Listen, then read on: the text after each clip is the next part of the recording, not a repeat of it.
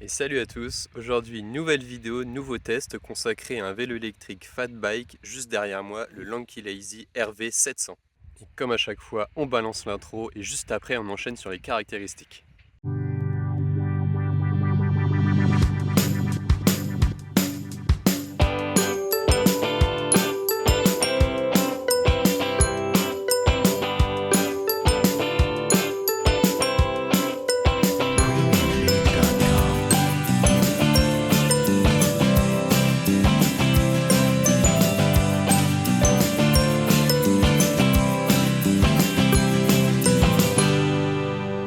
Donc voici la bête, une bonne bestiole assez mastoc. Donc je l'ai dit, c'est un 26 pouces avec des gros pneus fat bike de 4 pouces de large. Et ce vélo, comme la plupart des vélos que je teste, il a un moteur de 1000 watts dans la roue arrière, qu'on aperçoit juste ici. Pour alimenter ce moteur, nous avons une batterie 48 volts de 16 ampères-heure qu'on aperçoit ici. À savoir, c'est la partie émergée de l'iceberg parce qu'il y a une bonne partie qui est incrustée dans le cadre. Je vous montre de l'autre côté. Voilà ce que ça donne de l'autre côté. On voit que ça rentre un petit peu dans le cadre.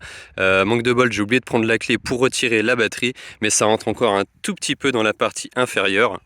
Donc une bonne batterie qui est vraiment bien intégrée, je trouve. Et tant que j'y pense, chose bien pratique avec la batterie, c'est qu'elle dispose d'une petite poignée comme ceci pour la supporter quand elle est déverrouillée. Vous pouvez la retirer très facilement. Et on aperçoit également sur le dessus le petit bouton de témoin de charge de la batterie. On l'a forcément au soleil, on voit pas grand chose, mais c'est quand même assez pratique pour voir d'un petit coup d'œil l'état de la batterie. Et vous l'avez sûrement remarqué, il dispose d'une grosse fourche double à l'instar des vélos de descente. Ça donne vraiment un look super sympa et en plus ça donne un amorti qui est vraiment super agréable. En plus couplé à la suspension centrale qui est ici, on est vraiment sur un vélo hyper confortable. On est sur l'autoroute quand on roule avec, il n'y a pas de problème. Les petites aspérités de la route lui font pas peur. Surtout avec des gros pneus de 4 pouces comme ça pour les fat bikes, vous allez vraiment rien sentir de la route. Si c'est pour avoir des sensations et sentir le bitume, c'est sûr que c'est pas celui-là qu'il vous faut. Et côté transmission, nous avons une cassette de 7 vitesses à l'arrière et un monoplateau à l'avant, un grand plateau qui doit être de, je sais plus, c'est 48 ou 50 dents. Enfin bref, je mettrai le nombre de dents exact en commentaire de la vidéo. En tout cas, une chose est sûre, il a suffisamment de dents et il est suffisamment grand pour ne pas pédaler quand on atteint sa vitesse maximale. Sa vitesse maximale, justement, parlons-y, qui est de 42 km/h exactement au GPS, je l'ai mesuré, qui est vraiment exactement la même chose que ce que le fabricant nous annonce. Et pour ce qui est du freinage, on est bien sûr sur du frein à disque hydraulique avec des disques de 180 mm. Vous voyez ici pour l'avant. Et pour l'arrière, côté moteur, c'est exactement la même chose que pour l'avant. Il y a juste l'étrier qui est positionné différemment, forcément. Et pour ce qui est des petits accessoires, enfin accessoires bien pratiques, forcément nous avons la béquille ici, qui est une béquille que je vois de plus en plus sur les vélos électriques et qui fait vraiment bien le travail, qui est maintenue ici avec deux vis de fixation. Ça ne bouge pas et en plus elle est réglable. Je ne sais pas si on va voir, mais juste ici, derrière, au niveau du petit bourrelet, on a une vis de réglage qui permet de faire translater la béquille pour la mettre vraiment à la position que l'on souhaite comparée à la taille du vélo. Ce RV 700 il est également fourni avec des garde-boue, donc c'est des garde-boue d'entrée de gamme, comme régulièrement. C'est des garde-boue en plastique qui est maintenu pour celui de l'arrière juste ici avec un point de fixation, donc vous doutez bien que ça tape assez régulièrement, ça fait un petit peu de bruit, c'est assez chiant. Idem pour la partie avant, le même type de garde-boue qui est maintenu pareil avec un point de fixation. Et ça tape assez souvent, que ça soit sur le bas du cadre ou sur le pneu. Enfin bref, ça fait le job, mais ça c'est chiant. Idéalement, ce qu'il faudrait, c'est des garde-boue avec des potes de fixation métalliques sur les côtés qui viennent se fixer sur la fourche, voilà, de chaque côté. Et pareil pour l'arrière, un garde-boue qui est fixé avec des pattes de fixation de chaque côté. Comme ça se fait de temps en temps, et pour en avoir testé pas mal avec ce type de garde-boue, ça fait vraiment largement la différence. Et ensuite, pour ce qui est de la partie pilotage, pour la partie guidon, donc nous avons de chaque côté des poignées relativement confortables qui ne bougent pas, qui ne translatent pas sur le guidon, des fois ça peut être le cas. Juste à l'avant, les poignées de frein hydrauliques. Ici, le petit panneau de contrôle qui permet d'interagir avec l'écran. On va l'allumer en maintenant le bouton power. Et vous apercevez un bel écran couleur et vous apercevez aussi qu'il n'est pas hyper lumineux. Là je suis à l'extérieur, il y a pas mal de luminosité, l'écran est pas mal brillant et c'est pas hyper lumineux je trouve. Juste avant de parler plus en détail de l'écran, je continue. Nous avons ici un petit bouton, c'est le klaxon, il est vraiment super bruyant. Le klaxon se situe au niveau du feu avant. Il est intégré et justement ce feu avant on va l'allumer, on maintient le bouton, hop, voilà, avec 4 LED à l'intérieur, donc ça éclaire vraiment bien, hein. C'est on va dire le standard mais ça marche à tous les coups, voilà. Et malheureusement, il n'y en a pas à l'arrière, ça fait partie des points négatifs, on en parlera tout à l'heure. Je continue de présenter la partie de droite et je parle après un peu plus en détail de l'écran et de ses fonctions. Donc nous avons la poignée de vitesse pour le dérailleur à l'arrière, on voit bien qu'il y a cette vitesse. La poignée de frein arrière, parce que sur ce vélo c'est inversé comparé à la plupart des autres. En fait le frein avant se situe à gauche et le frein arrière se situe à droite, alors que d'habitude c'est quand même relativement l'inverse. Et bien sûr, ce Lanky Lazy RV700 dispose ici d'une poignée d'accélérateur avec 5 modes de puissance. J'en reparlerai tout à l'heure. On va se mettre tout de suite en mode 5. Voilà, donc il suffit de tourner la poignée. Voilà, pour faire avancer la bestiole.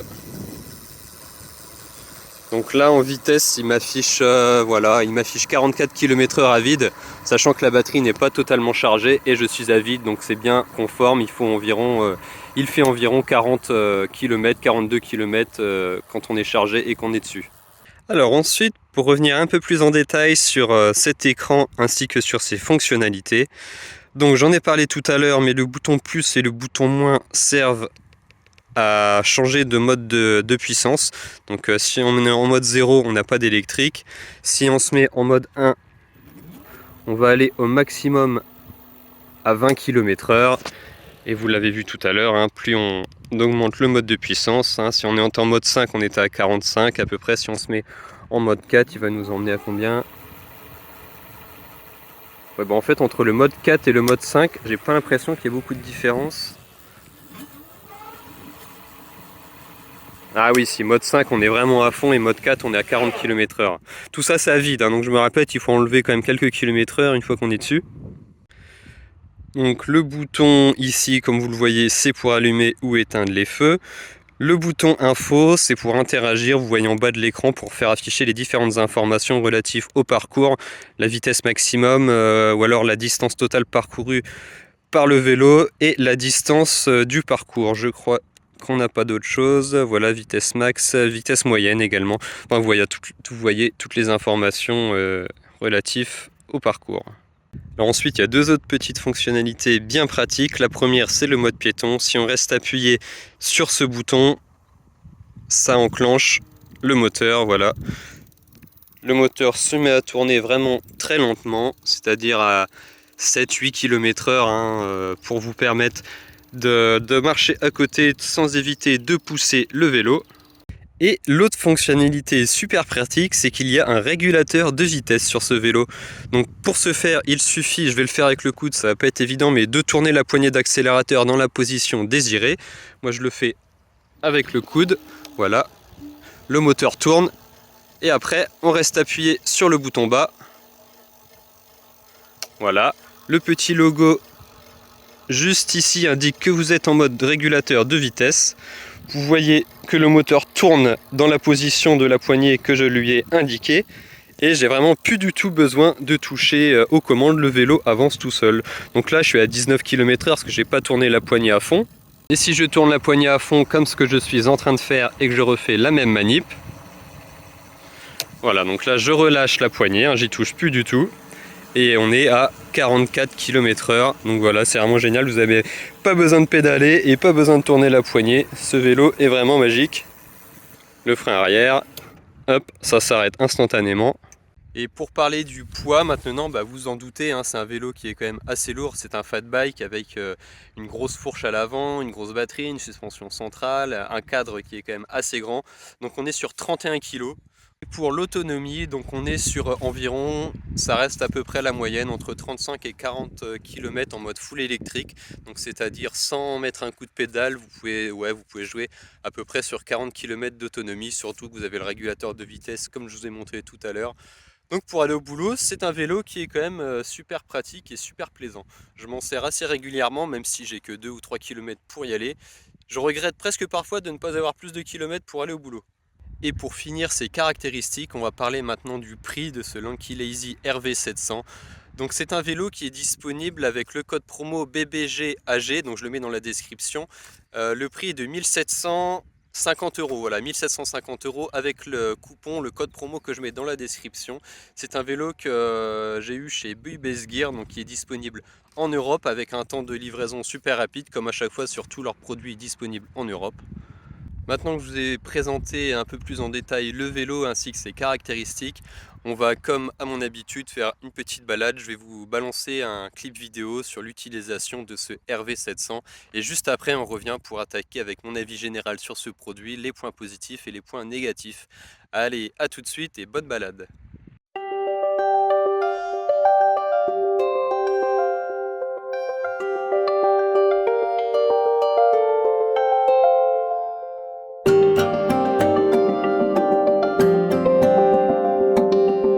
Premiumbeat.com.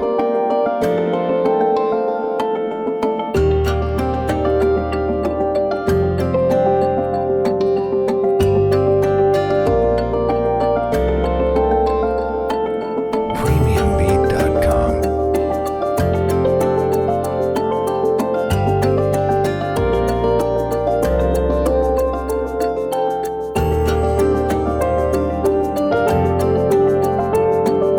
Premiumbeat.com.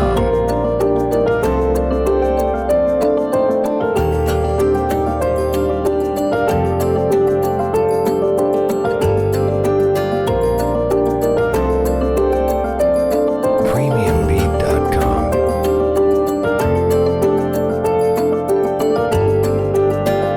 Alors, t'es paumé? T'as fait une trop grosse soirée hier soir? Premiumbeat.com. Et me revoilà de retour, j'espère que le clip vidéo vous a plu. On attaque maintenant les points positifs de ce Lanky Lazy RV700. Alors premier point, c'est subjectif on va dire, mais moi j'ai noté le design.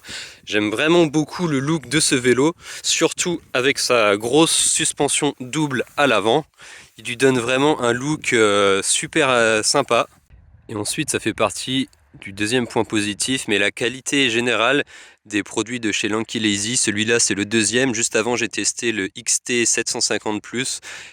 Et ce Lanky Lazy RV700 confirme mon impression que j'ai eue avec le premier, c'est que la qualité générale de finition, d'assemblage et des composants chez Lanky Lazy est vraiment très bonne. Il y a vraiment, bon, mis à part les garde-boue, mais ça c'est on va dire l'option qui est de mauvaise qualité, mais sinon tout le reste, il n'y a vraiment aucun problème de qualité. Tous les composants sont de bonne qualité, bien assemblés, bien finis. Vous voyez toute la partie batterie qui est intégrée au cadre. Ensuite, de l'autre côté, toutes les connectiques qui passent carrément dans le cadre pour arriver jusqu'à la batterie et ressortir derrière jusqu'à son contrôleur. Autre point positif, c'est la sensation de conduite sur ce RV700. Ce qui aide beaucoup, c'est la hauteur du cadre.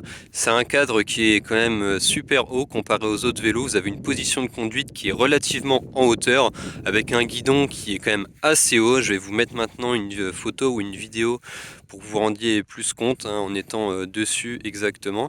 Autre point positif, c'est la qualité de l'amorti avec la grosse fourche double à l'avant ainsi que la fourche centrale sous la selle qui est vraiment de bonne qualité. On a vraiment un amorti qui est vraiment super. On a une bonne qualité quand on roule dans des nids de poules, dans des ornières ou quoi. On les sent pas trop, en plus avec les gros pneus forcément c'est super confort. Bon point aussi pour le freinage avec ces freins à disque hydraulique en 180 mm. Donc comme assez régulièrement, on a vraiment un freinage qui est de bonne qualité. Quand vous écrasez le frein avant et que vous êtes bien sûr sur une surface qui ne glisse pas trop, sinon vous allez vous casser la gueule. Mais quand vous êtes sur du bitume sec et que vous écrasez le frein avant, vous vous arrêtez quasiment instantanément, hein. On sent, il y a même la fourche qui s'écrase et tout. Enfin, c'est vraiment un freinage qui est de bonne qualité. J'ai noté aussi en point positif la capacité de la batterie en 16 ampères qui est quand même assez conséquent, et en plus le fait qu'elle soit vraiment super bien intégrée au cadre, comme je vous l'ai montré tout à l'heure. Je remontre, ça change des batteries standards qui sont juste posées sur un support sur le cadre. Là je trouve qu'il y a vraiment un travail d'incrustation pour cette partie batterie. J'ai aimé aussi le grand plateau à l'avant qui permet de ne pas pédaler dans le vide une fois qu'on a atteint la vitesse maximale, donc bon point. Et autre point positif, et c'est le dernier, c'est le temps de livraison. C'est un vélo qui est disponible en Europe, donc si vous achetez ce RV700 chez Buy-Base Gear, une semaine après, il arrive chez vous. Donc c'est vraiment super, point positif également. Alors ensuite on arrive au point négatif, donc il y a aussi quelque chose qui m'a un petit peu déplu, des petits détails qui sont à améliorer. Donc première chose qui est assez chiant, c'est la qualité des garde-boue. Donc c'est des garde-boue génériques que je retrouve un petit peu de temps en temps sur les produits que je reçois. Donc ces garde-boue en plastique, bah voilà, c'est vraiment de la daube. Moi je les ai mis pour présenter le vélo, mais je pense que je vais les retirer comme la plupart du temps. Ça tape que ça soit sur le pneu ou sur le cadre, bref c'est vraiment de la daube, je vous conseille de même pas les mettre. Ensuite, j'ai noté aussi, il y a un écran couleur, c'est bien, malheureusement l'écran couleur est pas très lumineux. C'est assez difficile de voir les informations quand on est en plein soleil. Quand on est à l'ombre ou le soir, la nuit, il n'y a vraiment pas du tout de problème, il est rétroéclairé. Mais en plein soleil, la journée, vous n'allez pas voir grand chose, c'est assez dommage. Ce qui est dommage aussi, c'est de ne pas avoir de lumière arrière, comme vous voyez juste derrière moi. C'est encore assez souvent que je retrouve ce problème sur les vélos électriques. Ça coûte rien, putain, de rajouter une lumière arrière qui est connectée à la lumière avant. C'est vraiment quelque chose qui est super important d'être vu, surtout à l'arrière en plus. Donc ça, je le mets dans les points négatifs. Alors ensuite, le dernier point, c'est pas vraiment un point négatif, mais j'aurais aimé quand même avoir un petit peu plus de puissance. Après, forcément, on en veut toujours plus. Ça fait tellement de vélos électriques que je teste que je pense qu'au fur et à mesure, j'en demande peut-être un peu plus, même si ce RV700, si ça se trouve, est dans la moyenne. Mais je trouve malgré tout que la puissance est peut-être un petit peu light. Alors principalement peut-être dû au contrôleur qui se trouve juste ici. C'est un contrôleur de 16 ampères qui délivre une puissance nominale de 16 ampères. Peut-être un petit peu plus en mode burst. En mode pendant quelques instants il va délivrer peut-être 20 ampères. Mais je trouve que ça fait un petit peu light. C'est un produit qui est quand même assez lourd. On est sur 31 kg. J'aurais aimé avoir un contrôleur d'au moins 20-22 ampères. Ça aurait été pas mal. Je trouve que 16 ampères c'est un petit peu light. Et c'est pour ça aussi qu'on a une vitesse maximale qui est seulement, entre guillemets, parce que c'est quand même assez important, mais on a une vitesse qui est seulement de 42 km/h, alors que sur certains autres vélos que j'ai eu, on arrive à 45 km/h. D'un autre côté, ça nous permet d'économiser un petit peu plus la batterie. Donc voilà, je vous le mets là, à vous de faire votre opinion. Malgré ces quelques petits défauts, ce Lanky Lazy RV700 reste un excellent vélo. Avec un look qui passe vraiment pas inaperçu, je peux vous dire qu'à chaque fois que je me balade avec celui-là, on me regarde. Il est super confortable, il a une batterie qui est assez conséquente, il a un système de transmission qui nous permet de ne pas pédaler dans le vide quand on est à sa vitesse maximale. Il a une position de conduite assez haute, de bons freins, etc. Bref, ouais, c'est un produit que je vous recommande vraiment sans hésiter. Et je me répète, vous regardez dans la description avec le code promo BBGAG, ça vous permet d'économiser encore quelques euros. Et nous voilà arrivés à la fin de cette vidéo consacrée au test du Lanky Lazy RV700. Maintenant, je vous invite à vous abonner, à mettre un petit pouce bleu, un commentaire si vous avez des questions. Et je vous dis à très vite pour un prochain test. Allez, salut, à bientôt!